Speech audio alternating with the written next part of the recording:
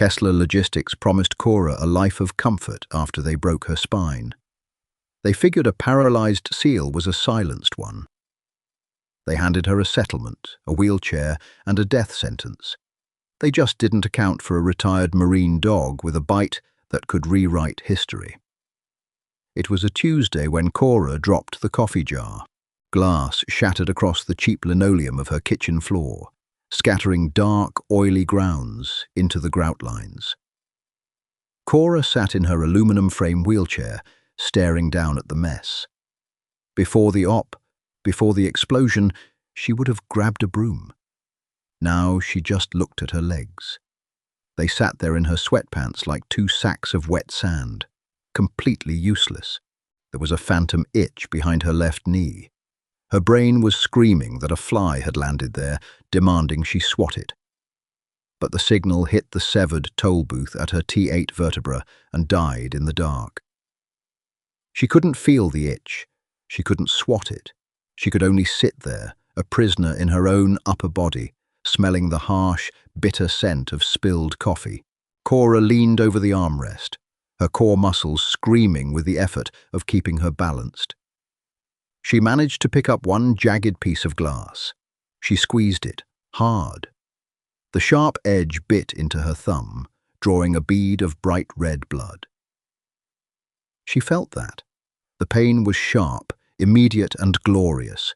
It meant she was still alive. It had been 14 months since she was a Navy SEAL. 14 months since she was the apex predator of naval special warfare. She hadn't gone through Bud-S to make a political statement or to smash a glass ceiling. She did it because she was wired for violence, because the cold, crushing surf of Coronado made sense to her. She survived Hell Week with bilateral stress fractures. She earned the Trident. She deployed. She killed. She survived until the night in the Syrian desert. They were hitting a compound, relying on a localized drone network provided by Kessler Logistics, a private contractor that had just won a multi-billion-dollar DoD bid. Kessler promised real-time thermal uplinks. They promised total situational awareness. They lied. To boost their profit margins, Kessler had outsourced the server components to a cut-rate supplier. The thermal uplink buffered, then it froze. Cora's squad pushed into a courtyard they were told was empty. It wasn't. The RPG came from a blind spot the drone should have caught. The blast wave threw Cora backward into a concrete wall. She didn't lose consciousness. That was the worst part. She remembered the exact, sickening crunch of her spine. She remembered lying in the dust, tasting copper and cordite, trying to move her boots and realizing the connection was gone. 2 men in her squad died that night. Cora lost half her body. And Kessler Logistics? They gained a 2-point bump in their stock price. The cover-up began before she was even out of surgery at Landstuhl. By the time they shipped her to Walter Reed, the official narrative was already written. Unpredictable enemy action. No mention of the drone failure. No mention of the frozen thermal feeds. 3 weeks into her physical therapy, a man named Gregory Hayes visited her hospital room. Hayes was an executive at Kessler.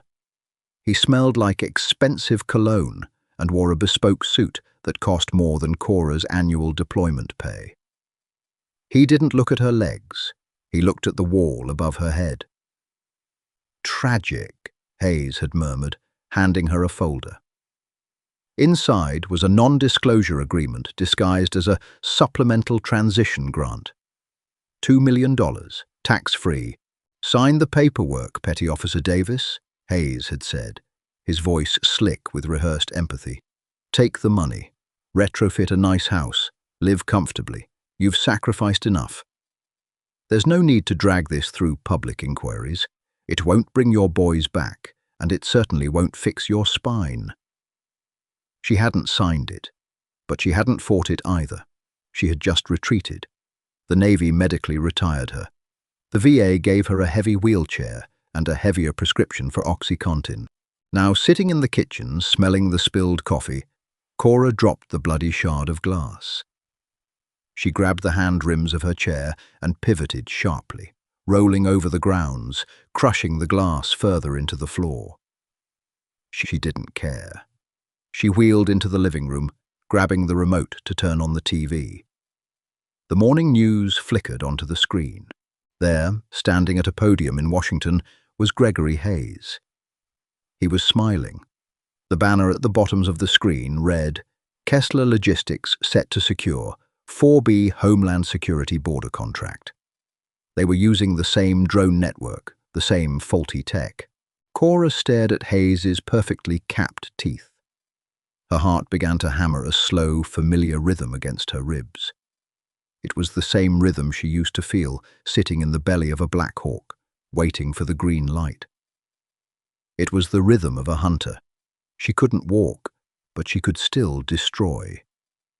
The VA counselor, a soft-spoken man with a cardigan and a clipboard, insisted on a service dog. "It helps with independence, Cora," he had said, sitting in her cramped living room and studiously ignoring the empty whiskey bottles on the counter. Retrieving dropped items, opening doors, and, frankly, it helps with the isolation. Cora had scoffed. "I don't need a golden retriever bringing me my slippers, Dan." "Just go to the facility," he countered. "Look around. If you don't like the dogs, you don't take one."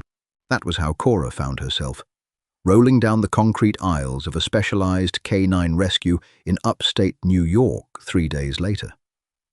The rescue took washouts, dogs that were too high drive for civilian life, or military working dogs that had been retired due to injury or age. A chipper volunteer named Sarah walked beside Cora's wheelchair. "We have a wonderful lab mix named Bailey. She's incredibly gentle, highly attuned to emotional distress." "I'm not distressed," Cora said flatly.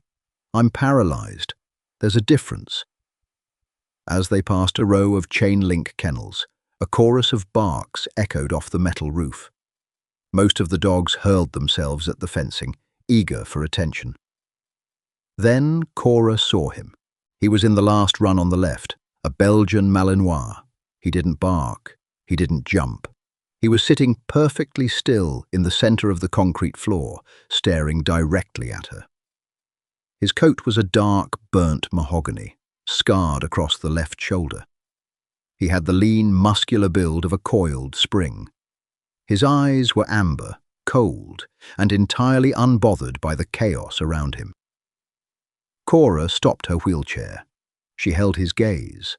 The dog didn't blink. "Who's that?" Cora asked. Sarah sighed, a nervous flutter in her voice. "That's Dutch. You don't want him. He's complicated." "Define complicated." "He's a retired Marine Corps dual-purpose K9, explosives detection and apprehension. He did 2 tours in Helmand. He was caught in an IED blast, took shrapnel to the shoulder, and lost half his hearing. He was supposed to be euthanized because he couldn't pass the temperament test for civilian adoption." "Why?" "He bites," Sarah said, lowering her voice as if the dog might hear. "He doesn't have an off switch. He's fiercely protective, but he doesn't tolerate being handled like a pet. He resource guards, he stalks the other dogs, and he broke a trainer's arm last month. We're just holding him until the state finalizes the paperwork to put him down." Cora wheeled closer to the chain link. Dutch's ears swiveled, but he didn't break eye contact. He wasn't looking at the wheelchair. He was looking at her face. He was assessing the threat. "He's not a service dog," Sarah added. "He's a weapon." "I know," Cora said. A slow, dark smile crept across her face, the first time she had smiled in over a year. "I'll take him." Getting Dutch out of the facility took threats, 2 waivers, and a call to a former commanding officer who still owed Cora a favor. 3 days later, Dutch was in her apartment. There was no honeymoon phase. Dutch didn't wag his tail. He didn't sleep at the foot of her bed. He patrolled. He paced the perimeter of the small apartment, checking the windows, sniffing the door frames. When Cora moved in her chair, He watched the wheels with intense suspicion. They reached an understanding on the fourth day. Cora was trying to reach a box of heavy files on the top shelf of her hall closet. Files she had requested through the Freedom of Information Act regarding the Kessler drone contracts. She stretched too far. Her center of gravity shifted, and she pitched sideways out of the chair, hitting the floor hard. Pain flared in her shoulder. She let out a sharp hiss, trying to drag herself back up using the closet door handle. But her grip slipped. Dutch appeared in the hallway. He didn't whine or lick her face. He walked over, positioned his solid, 70-pound body parallel to her torso, and stood absolutely rigid. He looked back at her, giving a short, sharp huff through his nose. He was bracing. Cora stared at him. "All right," she muttered. She reached up, grabbing the thick leather agitation collar around his neck. She leaned her weight onto his shoulders. Dutch didn't buckle. He planted his paws on the linoleum, his claws clicking softly as he counterbalanced her weight. Using his frame, Cora hauled herself upward, dragging her dead legs under her until she could pivot and collapse back into the chair. She sat there, panting, sweating. Dutch shook his coat out, sat down beside her right wheel, and looked at the front door. "Good boy," Cora whispered. Dutch didn't look at her, but he leaned exactly 1 inch to the left, pressing his ribs against her frozen thigh. It was an alliance. 2 weeks later, the war officially started. Cora had been busy. She had spent 14 hours a day on her laptop, tracing Kessler Logistics shell companies. She found the purchase orders for the substandard thermal processors. She found the email chains proving Gregory Hayes knew the drone uplink was prone to catastrophic failure in high-heat environments. She was compiling a digital package to send directly to the Senate Armed Services Committee. Kessler Logistics knew she was digging. Her FOIA requests had tripped their internal alarms. It was 2 p.m. on a Thursday. Cora was at her kitchen island, typing, when Dutch suddenly stood up from his spot by the fridge. The hair on his spine stood up, forming a rigid ridge of mahogany fur. A low, vibrating growl started deep in his chest. Cora stopped typing. She reached under the kitchen counter, her fingers wrapping around the cold, textured grip of her Glock 19. She racked the slide quietly. Someone was at the door. There was no knock, just the faint metallic scratching of lockpicks sliding into the deadbolt. Hayes hadn't sent lawyers this time. He had sent fixers. They were coming to take the files, wipe the laptop, and likely make sure the paralyzed Navy SEAL had a tragic, fatal accident. The lock clicked. The doorknob began to turn. Cora didn't yell. She didn't warn them. She backed her wheelchair into the shadow of the hallway, raising the Glock. She looked down at Dutch. The Malinois was crouched low to the floor, his muscles tight, his eyes fixed on the sliver of light widening as the door opened. He wasn't a pet. He was a 4-legged cruise missile waiting for a launch code. The door swung open. A heavy-set man in a dark jacket stepped inside, holding a suppressed pistol. Cora leaned forward in her chair. "Dutch," she said, her voice dead flat. "Fass." The command didn't echo. It was a guttural snap, immediately swallowed by the explosive force of 70 pounds of muscle leaving the floor. Dutch didn't jump. He launched. The fixer had a fraction of a second to register the blur of mahogany fur before Dutch's jaws clamped onto his right forearm. The impact sounded like a baseball bat hitting a wet mattress. The man's momentum stalled instantly. He shrieked, a high, panicked sound, as Dutch's momentum carried them both backward into the doorframe. The suppressed pistol clattered onto the linoleum, sliding under the hall table. Dutch hit the floor with his paws splayed, dragging the heavy-set man down. The dog didn't shake his head or tear.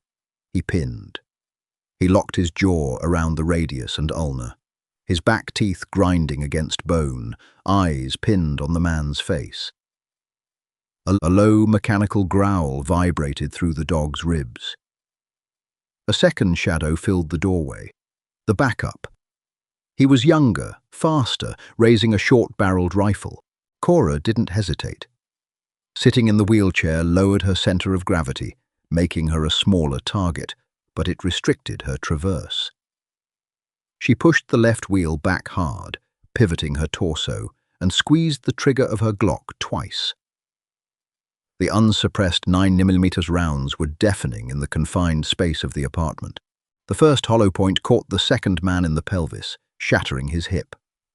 He crumpled instantly, his rifle discharging into the drywall ceiling in a shower of plaster dust. As he fell forward, Cora's second shot caught him in the right clavicle. He hit the floor hard and didn't move, bleeding out onto her welcome mat. The apartment fell violently silent, save for the ringing in Cora's ears and the ragged breathing of the first fixer. Cora kept her gun leveled. She rolled forward, the rubber tires crunching over fallen drywall. She stopped 2 feet from the man Dutch had pinned. The man was weeping, his free hand hovering uselessly over Dutch's snout, terrified to touch the animal tearing his arm apart. "Call him off," the man choked out, spitting blood and saliva. "Please." Cora rested the barrel of the Glock on her armrest. "Who sent you? Hayes?" "I don't know a Hayes. A contractor, a broker in D.C. The man writhed, but Dutch simply clamped down harder. A sickening crack echoed as the fixer's forearm gave way. He screamed again. "Last chance," Cora said, her voice entirely devoid of adrenaline. It was just a transaction. "What were you supposed to retrieve?" "The drive, the hard drive. They said a crippled vet had some encrypted files. They said it would be easy." He was hyperventilating now. "Look, lady, I'm just a subcontractor. They're signing the Department of Homeland Security deal tomorrow night. If those files leak, the SEC halts the stock. The deal dies. I was just supposed to wipe your network." "Tomorrow night? Where?" "The Kessler Tower. Downtown. It's a closed gala. The board is there. The politicians are there. They're doing a live uplink demonstration." The man squeezed his eyes shut. "Please, my arm. I'm bleeding out." Cora stared at him. She looked at the second man, dead in her doorway. Then she looked down at Dutch. The dog's amber eyes flicked up to hers, waiting for the release command. He was covered in the man's blood, but his tail gave one slow, deliberate wag. "Aus," Cora said quietly. Dutch immediately released his grip. He stepped back, licked his chops once, and sat down beside Cora's right wheel. He didn't take his eyes off the bleeding man on the floor. Cora picked up her phone and dialed 911. "I have a home invasion at my address," she said into the receiver. "2 armed intruders. One is deceased. One requires a tourniquet." She hung up. She looked down at the fixer. "Wrap your belt around your bicep before the cops get here, or you're going to die on my floor." Cora didn't wait for the police. She didn't have time for statements, investigations, or the inevitable bureaucratic quicksand Kessler Logistics would use to stall her. If Hayes was finalizing the contract tomorrow night in front of the board and the press, a quiet leak to the Senate Armed Services Committee wasn't going to cut it. Hayes would buy his way out of a committee hearing. He would fabricate a scapegoat. She needed to kill the deal on stage. She needed to do it where the money was. Cora wheeled past the bleeding man and went into her bedroom. She pulled a heavy canvas duffel bag from under her bed. It was dusty. She hadn't opened it since Walter Reed. Inside was the gear she had kept. Not the issued stuff, but the personal kit. She pulled out a low-profile chest rig. She adjusted the straps, pulling them tight across her ribs. She loaded 4 spare 15-round magazines. She grabbed a tactical breaching tomahawk and secured it to the rigid aluminum frame of her wheelchair, right below the seat pan. She took a spool of heavy-duty zip ties and hooked a carabiner to her belt. Lastly, she pulled out a secure, encrypted USB drive. It contained every email, every thermal failure log, and the raw, unredacted drone footage of her squad being wiped out. She looked at Dutch. The Malinois was watching her intently. He recognized the gear. He recognized the smell of gun oil and intent. "You good to go for a ride, buddy?" Cora asked. Dutch stood up and gave a short, sharp huff. They left out the back door, rolling down the alleyway just as the first police sirens began to wail at the front of the apartment building. The cold night air hit Cora's face. Her shoulders ached, her spine burned at the severance line, and her hands were already cramping from the grip on the wheels. It didn't matter. She had a target. The Kessler Tower was a monument to federal contracting. 60 stories of mirrored glass and steel stabbing into the night sky. The gala was taking place in the penthouse atrium, a sprawling glass dome overlooking the city. Security was tight, but it was designed to keep out corporate espionage and protesters, not a disabled veteran in a wheelchair. Cora didn't try to sneak through the loading dock. She rolled right up to the front plaza. She wore a heavy winter coat that concealed her chest rig. Dutch walked in a perfect heel beside her, wearing a generic red service dog vest she had bought online. A private security guard in a tailored suit stepped into her path near the velvet ropes. "Ma'am, this area is closed for a private event." "I know," Cora said, forcing a weary, frustrated tone into her voice. "I was told by the VA liaison office to report here for the Veteran Outreach photo op. I've been waiting outside in the cold for 20 minutes. Where is the ADA accessible elevator? The ramp over there is blocked by a catering truck." The guard frowned, looking at her chair, then down at Dutch. The dog sat perfectly still, staring at the guard's throat. "I don't have you on the manifest," the guard said. "Check with your supervisor then," Cora snapped. "Tell him Petty Officer Davis is freezing out here while Mr. Hayes talks about supporting the troops. I'll just wait right here and call the local news station if you'd prefer." Corporate security feared 3 things: active shooters, lawsuits, and bad PR. Confronting a paralyzed female veteran with a service dog checked 2 of those boxes. The guard sighed, tapping his earpiece. "Just go through the south side doors. Take the service elevator to the mezzanine. Someone from PR will meet you." "Thank you," Cora said coldly. She rolled past him. Once inside the service corridor, the act dropped. There was no PR rep waiting for her. She bypassed the mezzanine, taking the freight elevator straight to the 59th floor. The executive suites, the floor below the atrium. This was where the servers lived, and where Hayes kept his personal office. She knew from the blueprints she'd pulled that the atrium's massive presentation screens were hardwired to the mainframe on this floor. The elevator doors opened. The floor was dark, illuminated only by emergency exit signs and the blinking LEDs of server racks behind glass walls. It was quiet. Too quiet. Dutch stopped. He didn't growl, but his body went entirely rigid. He leaned his weight against Cora's right leg. She drew the Glock, resting it on her lap under the coat. She pushed forward with her left hand, moving silently down the carpeted hallway. A shadow peeled off the wall near the server room doors. It was a man in tactical gear, professional, suppressed submachine gun resting on a 1-point sling. He wasn't a rent-a-cop. He was Kessler's internal wetwork security. He saw the wheelchair and raised his weapon. "Fass!" Dutch closed the 30 feet in less time than it took the guard to shoulder his weapon. The Malinois hit the man chest high, knocking him backward through the glass door of the server room. The glass shattered, raining down on the carpet.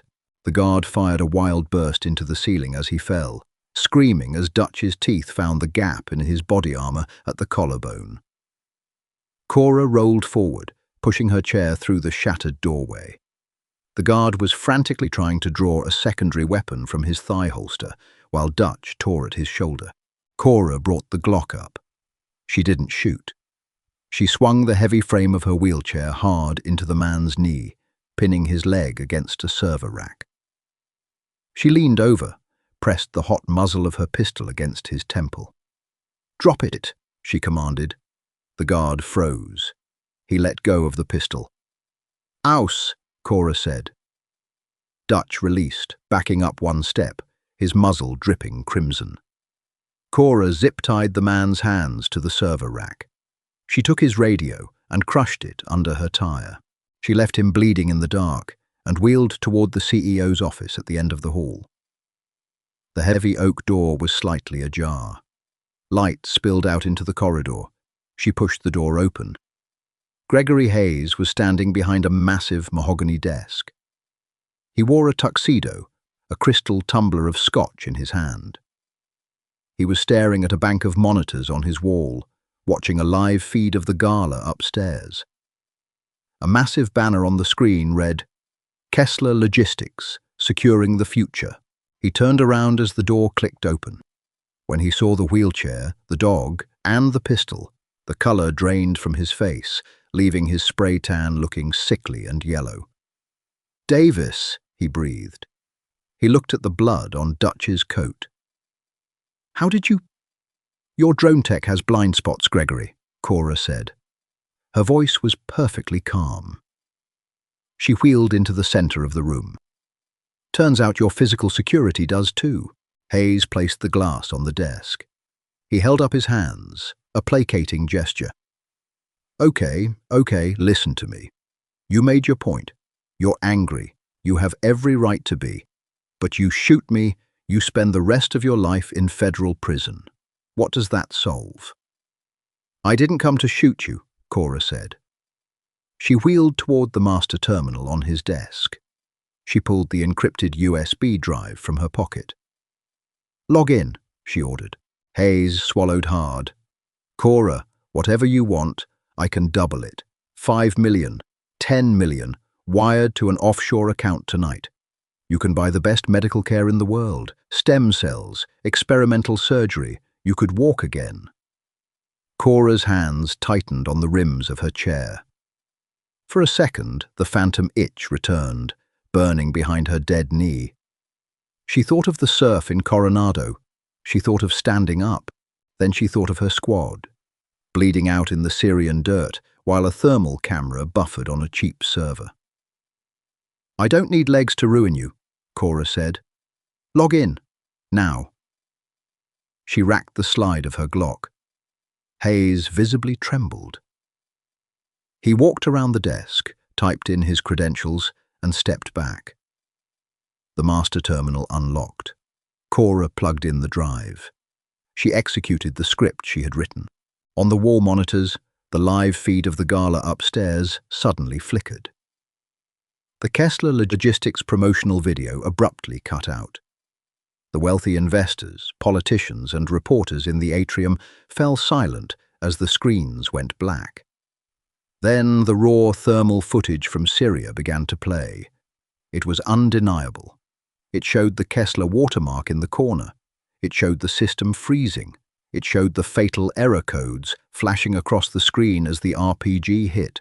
Next came the emails.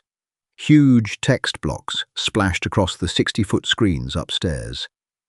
Hayes's own words, overriding the engineering team's warnings, ordering the cheaper, faulty processors to be shipped to CENTCOM to pad the quarterly earnings.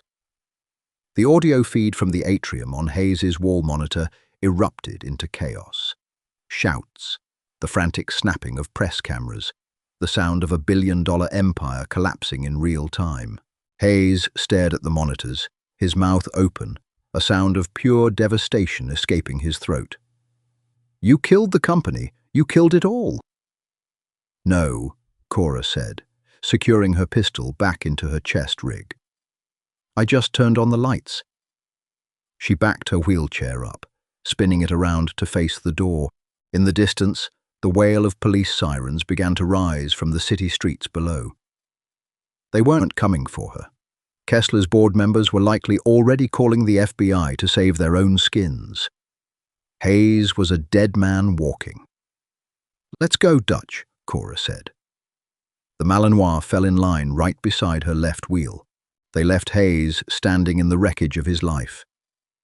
Cora rolled down the quiet, carpeted hallway toward the elevators. Her shoulders ached. Her hands were blistered. Her legs were dead weight. But as she pushed the heavy doors open and wheeled out into the cold night air, the phantom itch was gone. She couldn't walk, and she never would again. But she didn't need to. She had a weapon, she had the truth, and she was moving forward. When the system breaks you, they expect you to stay broken. But Cora proved that justice isn't about standing up. It's about never backing down. Kessler Logistics thought they buried a casualty, but they awoke a hunter. Did Cora's revenge hit the mark? What would you have done in her place? Drop your thoughts in the comments below.